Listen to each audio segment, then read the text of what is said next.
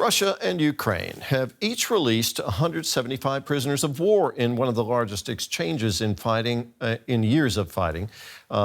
Ukraine's President Volodymyr Zelenskyy has previously said releasing all prisoners of war, as well as captured civilians, would be an important step towards peace.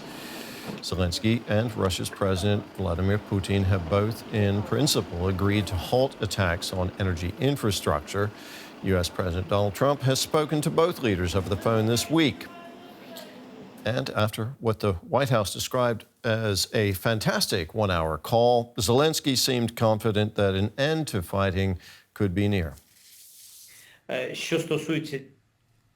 Regarding achieving a ceasefire, I think that it's possible to do it soon. The issue of the ceasefire is that it gives you opportunities, and it's why I think a quick end to the war can be possible. More on this, we're joined now by our Russia analyst, Konstantin Egert in Vilnius. Konstantin, we just heard Ukraine's president there saying he thinks it's possible to reach a ceasefire soon. What indications are there to support that view?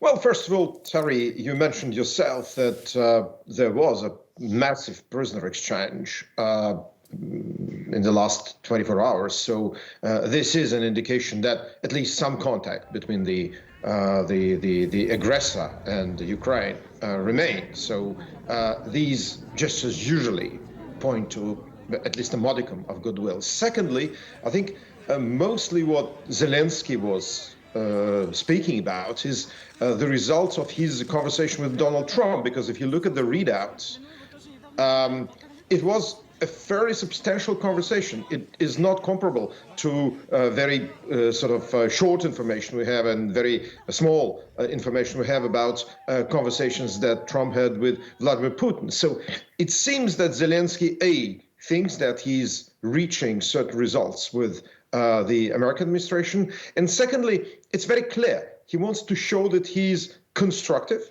that he's not against the future peace deal, but of course he has to guard Ukraine's interests. But I think he's being very, very diplomatic here.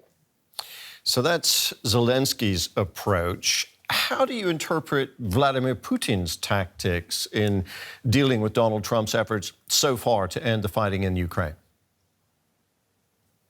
Well, Terry, you know, I've been giving this short lesson of Russian language recently quite a lot to describe Putin's position.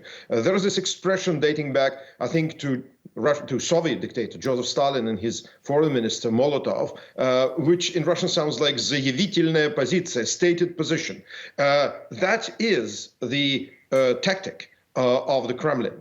You state what you want many, many, many times without budging. And you hope that the other side will eventually ask, okay, what can we do for you that you shift at least 1 millimeter? So I think what Putin's been doing recently is exactly that with Trump. And even his promise not to strike energy infrastructure is very vague, because there are many ways in which you can describe energy infrastructure. And what we've seen this night, actually, is continuous Russian bombardment of civilian areas in Ukraine. So this is not even a real promise. Right. So I think that Putin still sticks to this very hardline position, hoping that the other side will be weakened. Konstantin, thank you so much. That was our Russia analyst, Konstantin Egert. Thank you.